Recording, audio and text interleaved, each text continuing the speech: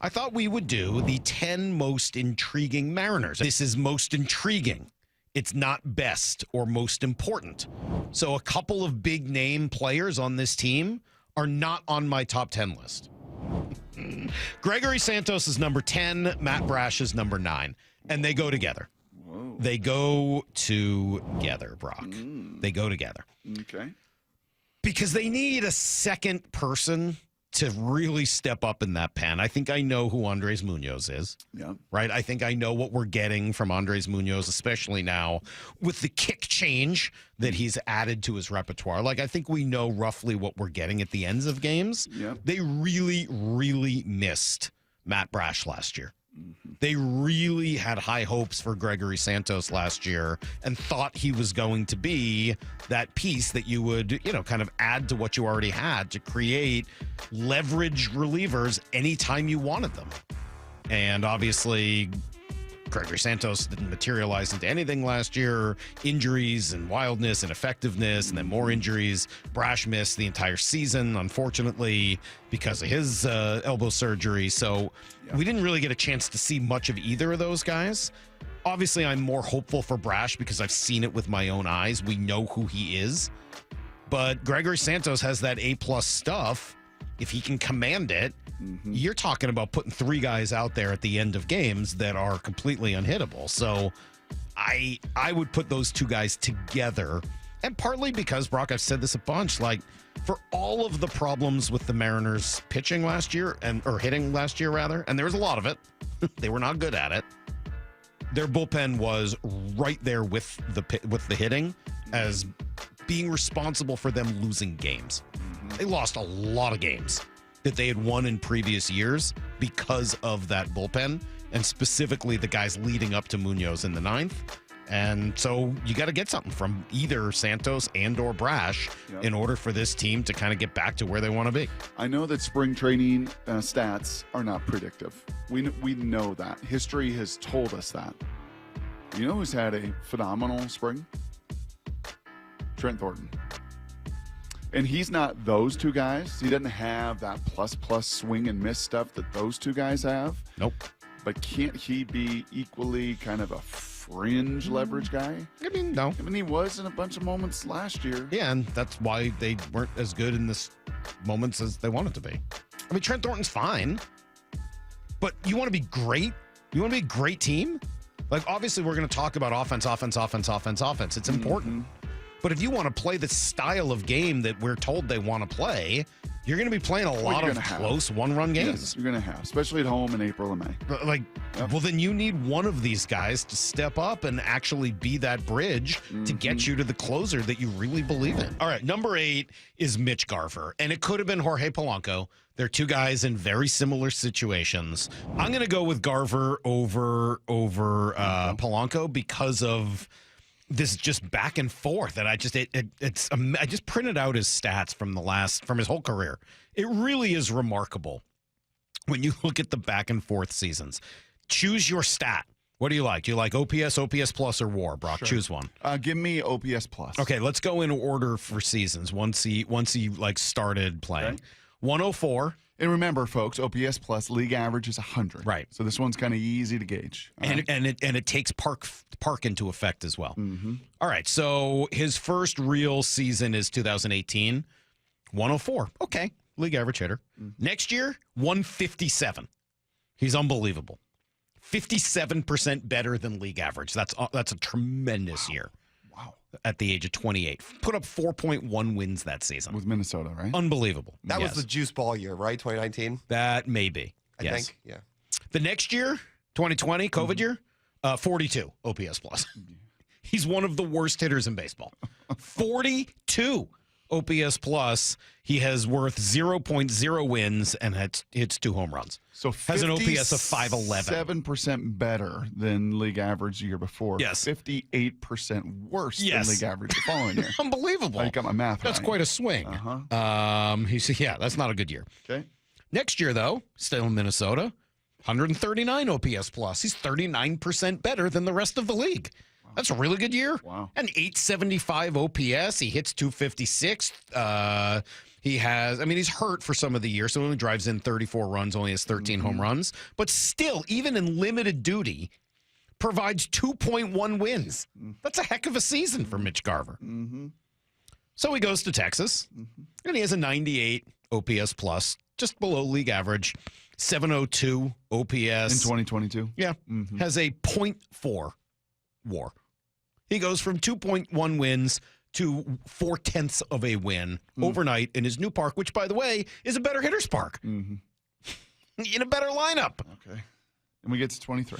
Then you get to 23. That's his last year in Texas when they win the World Series. He has a 138 OPS plus. He is once again 38% better than the league. An 870 OPS, Brock. That's unbelievable. He hits 270. 19 home runs is worth, once again, 2.3 wins on the season for Texas, who ends up winning the World Series. So the Mariners sign him. And as we all know, 85 OPS plus last year. He's 15% worse than the league. He is worth negative 0.1 wins on the season. He costs them 1/10 of a win. Not great. He strikes out 133 times. Before last year, the most he'd ever struck out in a season was 87. And that was in his best season, where he put up 4.1 wins. He struck out 133 times last year. Yep. You can't make that up. He's going to have an OPS plus Brock, this year of 127. The 2 years in Texas. 127. His 2 years in Texas, he struck out a total of 136 times. His 1 year here, he struck out 133. You can't write that. So why is he intriguing? Because of this up and down yo-yo effect of his career. When you really, we all know that's true, but when you really go through the numbers on it, shocking. It is fairly shocking, isn't it? Yeah, he's an odd number guy. It's even odd, even odd, even odd. So we're in an odd year. He's going to have an OPS plus of 127. He's going to bounce back this year. If he is 27% better than the league, he is going to be more than just your backup catcher. He's going to be your DH. A lot. He's going to be probably your regular DH in that situation. And he's going to be giving Cal some opportunities to DH because he's going to be in there catching because you're going to want the bat in the lineup. So I look, again, choose your poison or choose your flavor on whatever stat you like looking at. But those odd-numbered years, his OPS are 995, 875, and 870. Yes. The other years, it's 511, 702, and 627. It's so has there ever been a player like that? No. That comes to mind. And Polanco is not that, right? Polanco was a much fairly steady and then kind of fell off a cliff. Correct. Pretty steady through a lot of years, and maybe a little trickle down with Kelly some in 425 saying it's the batter's eye. I don't think so. He had equally horrible years in Minnesota and Texas. I don't think it was just coming to this ballpark. I know he had struggled in this ballpark leading up to it. 0 for 44, whatever he was before they signed him. Yes. But it is really bizarre how incredibly up and down. Do you remember I read you that? I remember this so vividly. That 0 for 44? Yes, somebody passed that along to me, and I read, and you were like, oh, come on. Oh, stop it. And then you did your little thing. You put your Ebenezer's on, and you did your little keys. And you're like, oh, my God. It is a fairly surprising stat, isn't it? 44, yes. And number 7 is J.P. Crawford. J.P. Crawford. So Aaron Goldsmith was with us yesterday. And when I asked him if he could think of another player who's had as many kind of back and forth seasons as Mitch Garver, he said, yeah, how about J.P. Crawford? So I pulled J.P. Crawford's numbers. You want to go by OPS plus again? Sure. All right. Well, that's what we did yesterday with Garver, and the OPS plus numbers were staggering. Yes. The every other year difference. Yep. These, I think, tell a little bit of a different story. Okay. By season with the Mariners, I didn't include his Phillies season. So starting at age 24, 2019, 86 OPS plus, 1.5 win player. Next year, 91 OPS plus, 9% below the average major league hitter, and a 1.6 WAR once again. 2021 gets up to league average, 102 OPS plus, but his defense is incredible, and he puts together a 3.7 win season with just an 102 OPS plus. That's pretty incredible. Yeah. The next year, basically the same, 100 OPS plus. He is exactly league average. And again, because of the defense, puts up a 2.7 win season. 2023 is the breakout year that everybody talks about. 818 OPS, a 133 OPS plus, which is 33% above the league. And it leads to a truly amazing, elite 5.2. Now, this is baseball reference. Right. Maybe Fangraphs would have it different, but his B-WAR is 5.2, which is elite player in baseball. Yep. 5.2 is incredible. Yep.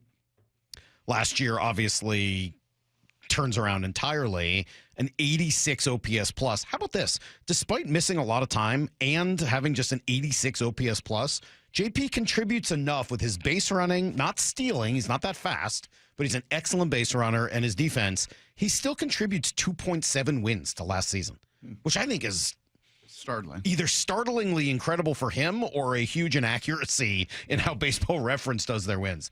What is his F-WAR last year, Lyle? Do you have that? 1.6. Okay, that sounds a little more right. Maybe Baseball Reference uses some different, adds some different or emphasizes some different parts of that game. But in any event, I don't know whether that's really back and forth. What I see there generally is growth until last year. 86, 91, 102, 100, 133. That's fairly ascending player until all of a sudden it falls off a cliff last year and drops down to the, essentially back to the beginning. The question is that the beginning of the end at age 30 this season, or can he get back, maybe not to that 133, because if those last 2 years were outliers, can he just get back to being in that 100 to 105 near league average bat and doing everything else he does? If JP is an 102 OPS plus player, with three wins above replacement according to Baseball Reference, that'd be great. Sign me up. That's all you need. And then he'd be hitting at the bottom of the order, and that's everything you want. Yeah, I think Hamsinger said that. If he said it once, he said it about 10 different times about Mitch Garver, about J.P. Crawford, about Randy Arozarena, about Victor Robles. You're not looking for, with this pitching staff and Julio and Acal and some of these difference, just be league average. Just be right around league average. Just don't be 15%, right, 25%, 30% below league average, right? You just got to be that league average guy. Now, you do wonder, how old is he right now? He's 30. This will be his age 30 season. He'll be 30 years old. Yeah. So he kind of toiled a little bit. It was a high prospect with Philadelphia. Remember the whole story when he came here and just kind of was ascending. His first year here was he was 24. Yes. So it just kind of makes you wonder, you shouldn't be that old. You wouldn't think the skills would deteriorate that much. No, and he was never a speed, twitchy, dynamic athlete. Right. A lot of what makes him good is his eye and his ability to make contact. Yeah, smooth. I agree. I do think that we also talked through it a couple weeks ago. If you're on the JP returns train, you've got to be looking at the fact that he did hurt two parts of the body last year that tend to linger. He hurt his either hand or finger, I forget which, and he hurt his oblique. Those are of all the injuries in baseball for hitters, those are the ones that tend to just linger long after the player returns. So if you're on the plus side of JP, you've got to look at last year as an outlier. I think you could build in some explanation based on the types of injuries that he was dealing with. Yep. And you've got to hope, all right, maybe he's not going to get back to the outlier, 2023 season, but can he just get back to being the player he was for the few seasons before that? That seems reasonable to ask. And if he does it, it just steadies this infield, steadies this roster, steadies this lineup. And you remember that JP does bring a lot of other things to the table. He tends to start big rallies. I don't know how many times JP's taken a huge walk or gone the other way for a little single in the middle of a big rally. He's a energy player. He plays the game with a lot of love and excitement, and he is one of those guys who bounces out to his position at shortstop. He's a Husky owner, right? He's got numerous Husky dogs. That makes sense. So he's kind of like the sled driver. So he does there's a leadership element. When JP is going well, his personality can be infectious. Was he one of the three? It was Dylan Morris, Julio. Was it JP that Seitzer mentioned to us when we asked him, who are you most excited to be working with? That sounds right. And watching him actually in the spring and thinking of a guy that has some back control and is able to put the ball into play and use the middle of the field and hit it the other way, I would have to think with all of his experience, he would be one that could benefit from some of this Edgar and Seitzer I don't know, philosophy and teaching and all of it. And this, like this is to me like I think you also get to a stage 1, 2, 3, 4, 5, like your 6th year, 7th year. Like this is kind of the stage where you're going to form your final narrative. Mm-hmm. Like this, I get a chance to kind of cement myself. Am I going to just be one of these guys that played for the Mariners, put in 6, 7 years, largely a league average when it's all said and done? Or, am I going to be kind of the guy that this is like the age and stage where, I got to kind of do it now. I got to put one of those seasons together again now. And he is another one of these guys where if he does it, it starts to change a lot of the perception of who this team is. I mean, my goodness gracious. Then you're great at catcher, you're great on the mound, you're great at shortstop, you're great in center field. Like, then you're built like an O-line. Like you're supposed to be built. Yes. Yeah. Number 6, Logan Gilbert is number 6. Ooh, yeah. Because I'm curious what's next for Logan Gilbert. Logan is going to be, I think, an interesting topic of conversation throughout this season for a few reasons. One, he's going to be the opening day starter for the first time. And I think that's a new honor for him. Last year, his first All-Star appearance, he was number 6 also in the Cy Young voting. I think that's now got to be something that he wants to be in the top 5. I think he wants to win a Cy Young. Mm-hmm. And so kind of what is that next step for Logan Gilbert? He'll be 28 this year. You look at some of the numbers over the last couple of seasons, Brock, and a few things stand out. Before you get to them, can I just give you my? No, actually, go ahead and go ahead. Just some of the numbers are pretty crazy. Yeah. Games started. 24, that was his rookie season where he wasn't called up right away. Mm-hmm. And then 32, 32, 33. That's nuts. Yep. After that rookie season, 185 innings, 190 innings, 208 innings. Also nuts. The whip last year had come down from 1.18 to 1.075 to, you mentioned this before, 0.887. He's allowing less. I mean, that's remarkable. Yep. Significantly less than 1 walk or hit per innings pitched. The home runs were back down to 1.1 last year. The walks were the best he's ever had, 1.6. That's incredible, per 9. The strikeouts, best he'd had since that rookie season, 9.5 strikeouts per 9.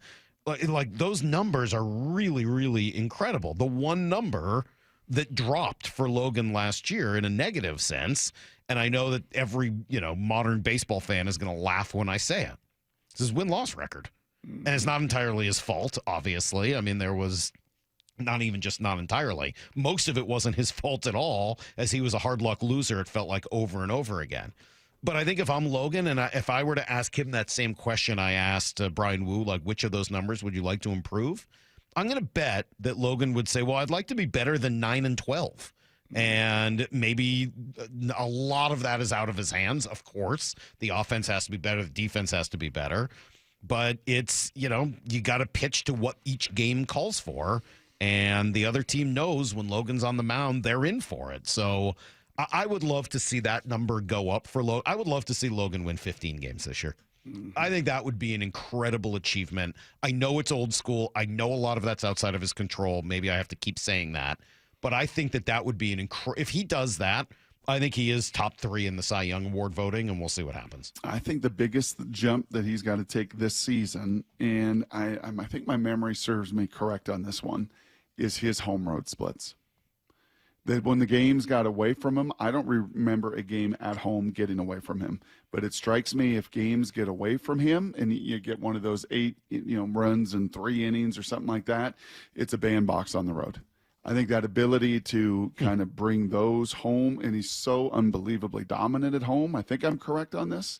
And I think if there were some hiccups along the way a season ago, it was a couple of those outings on the road. And especially if you're going to be in the Cy Young and in that baseball writer conversation, when you go to New York or you go to Boston or you go into those kind of markets, you've got to be absolute nails. Am I correct on that? I mean, kind of. I'm just looking at the number splits last year. They're all so unbelievably impressive. So good. I mean, batting average, yeah, they're better at home. 188 at home, 204 on the road. Yep. I mean, OPS 550. I mean, you don't have an overall season whip under 1 unless you were dominant everywhere. The strikeout to walk difference is actually pretty significant. It's a lot better at home, and that's what we've sort of learned is that this park does breed strikeouts. Yep. Yeah, there is obviously a significant difference, But, yeah, I mean, 15 home runs on the road, 11 at home. Mhm. That sounds pretty normal for anybody pitching at T-Mobile. So, yeah, I'm sure there's something to it, Brock. There's no doubt.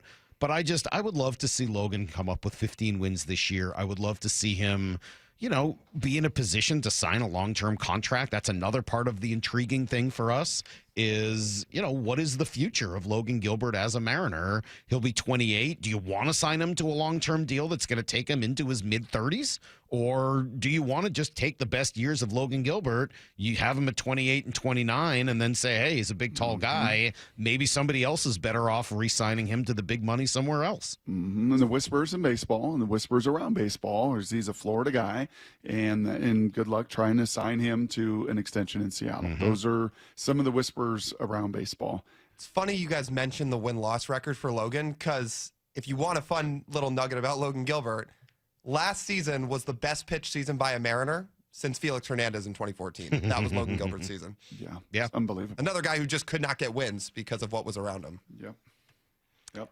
That makes perfect sense. He was tremendous last year. Again, I'm not faulting him for the win. Let's be very clear. No one's faulting Logan for the win-loss record. No, not at all. But I do think if he were to, find a way, and I can't tell you what he would do in order to get there. Again, I'm not holding him responsible for it.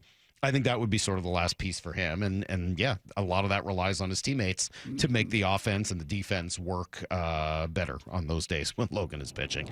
Number 5 is Victor Robles. Now, he's intriguing for a lot of reasons. Partially the personality. This is the guy with his 2 monkeys who I thought put on, such a show when he was mic'd up during the game on Sunday Night Baseball. Like, Victor Robles is just an interesting dude. He's intriguing even if he doesn't play baseball, even if he doesn't play for the Mariners. He's just a naturally intriguing fella. Did you ever see the clip when he was in Washington? Oh, yeah. When he essentially made friends with a mantis that was sitting on his hat. It's unbelievable. He's all mic'd up. He's talking to the praying mantis. It's hysterical. He does seem like just an exceptionally interesting, fun guy to have around. And, whether it's dyeing the hair or just he's always got a little bit of something going on. There's always a little bit of energy. I think I can tell this story. I've heard this story. I think I can now tell it. I mean, I think it's fine. When last year, when Robles was first brought in, he, wasn't playing much, right? He was like this extra outfielder. Shame on me. I made fun of him for even being here and how like this guy was going to be off the roster in another couple days. And then he made like an error and had a couple of really bad at bats when he first got here. And I raised my hand. I was dead wrong on Victor Robles last year. I would have cut him after a day and been like, yep, thanks for playing. See you later. So shame on me. I was dead wrong. But apparently, game after game, the team's not hitting. He's not in the lineup. And I guess every day he was going into the traject machine in the back and hitting off of whatever the pitcher was who was dominating the Mariners in that game. And he'd come back to the dugout and be like, hey, put me in. I just crushed this guy in the traject, and like kept saying it over and over again. And I think eventually Scott, a couple things happened. One, nobody else was hitting, so he needed to try something else. But 2, I think the confidence just kind of, I think impressed Scott to the point where he was like, all right, fine, throw this guy in there.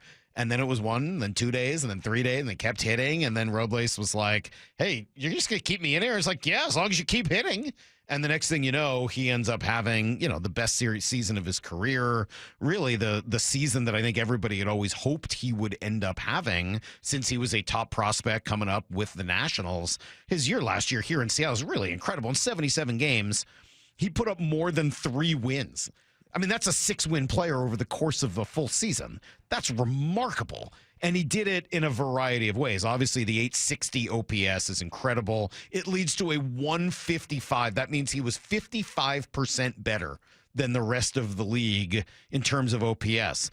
In case you were wondering, when he was in Washington, it was 21. He was 80% worse than the average baseball player during his, 14 games. It's not very much, but while he was in Washington to start the year, he'd really had his problems. By the way, 2023 in Washington, that number was 39. Like, he'd really struggled over the last couple of years.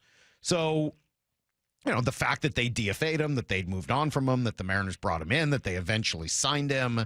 They're really counting on Victor Robles to be a big part of it. So he does it with the bat. As I said, 860 OPS, that 400, nearly 400 on base percentage is a big part of it. They need to get him on base. He's not a, huge power threat. He'll take the ball out of the ballpark occasionally, but you got to get him on base because he stole 30 out of 31 bags.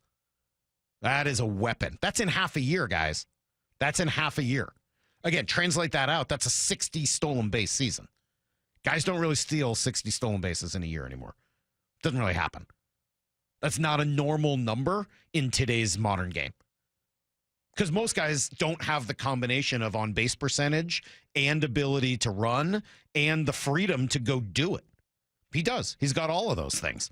So could he steal 60 bags this year? Look, I'm not going to sit here and predict 60. That would be a stretch. But if he can continue to hit, get on base, they're absolutely going to let him run wild on the bases. And oh, by the way, last year was the first season, right, of some of the changes made to the bases, to the structure of the bases. The bases are closer together. First base and second base are closer together than they used to be, making it easier to steal. Oh, by the way, the pitcher can only throw over so many times, another advantage for the base runner. So the modern game, and when I say modern, I mean the game that was reborn a year ago, should fit Victor Robles. It shouldn't be an accident that he had some of the success that he did last year. So if he can hit, he's going to be a weapon. He plays good defense. He is versatile. If you need to move him to center, if Julio's out, you can do that. He can obviously play right. He can play left. The guy he's a really important element to what the Mariners are going to do. But who is he? Is he the guy with the, 860 OPS this year, last year in the 77 games? Or is he the guy who has struggled for a good portion of his career? I mean, look at some of these years, right? Looking at OPS numbers, 1 year it's 608, the next year it's 605, the next year at 585. I mean, the 3 of the 4 years before coming to Seattle, he was a mess in Washington. And if that comes up again, then, unfortunately, you've put a lot of stock in a guy that isn't necessarily going to be capable of it. Greg Amsinger was on with Wyman and Bob earlier in the week, and he talked about Robles. I still don't know if it's just an aberration what he did last year. It's a hard thing when teams go, oh, you're a force again? Now let's get the book out on you. I mean, ask Julio Rodriguez. When the league makes an adjustment to you, it becomes painful to grind through that. So I hope he plays the way he did last year for the Mariners, because it got him a contract, which was shocking to me that they jumped and signed him the way they did. Yeah, and I understand some of the surprise there, but I think they looked at it and said, this is the type of guy we want. This is the type of athlete we want. This is the type of player that fits the system that they are trying to build here. I don't know if it's going to work. I mean, again, he's got to be more consistent than he's been in his career. But I don't think it was just that they were doing it because of his hot streak. I think part of it was the style of play that he represents is what they're trying to do. Here's John Morosi with more. What I'll say about Robles is this. The better that he plays and the more bases he can steal, the more havoc he can bring to the base paths. If he's going to be your leadoff man and if Julio's going to bat second, and if you're able to link the two of those guys together, you could have something special. And that's what I'm seeing in the potential of Robles. I know last year at times Crawford certainly has spent a lot of time in a leadoff spot. I look at Robles as being a much better fit in that role than what JP can offer right now. I think JP is a better last third of the lineup type of a player for you to then flip the lineup over. Maybe he and Moore are two of the guys towards the bottom, then flip it over and get it back to Robles. I think JP still can be a really good player. I just don't think JP is their best option at leadoff right now. Yeah, I found myself thinking about the person that texted the other day and said, JP should be hitting 8th or 9th. And it's like, well, yeah, JP is going to be hitting 8th or 9th. That's kind of what Robles does for you, is if he can continue to lead off. And it's been such a problem for the Mariners to find a legitimate leadoff hitter, really almost since Ichiro. Like, when was the last real legit leadoff hitter the Mariners had? Am I missing somebody in there? In the nearly a decade since Ichiro, was traded to the Yankees? I just remember being so fired up on Kelnick's debut when I saw him in the leadoff spot because I was like, oh, he's going to be Acuna out of the leadoff spot, and that didn't happen. Didn't happen at all. I mean, man, this team had Logan Morrison hit leadoff at one point. Like, they've just not really had a great leadoff threat. And if Robles is going to be that and be the spark plug, the guy who's really a catalyst for the rest of the lineup, I think that's one of the main things they're banking on. That's why he is number 5 in our most intriguing Mariner countdown, which will conclude on Thursday on opening.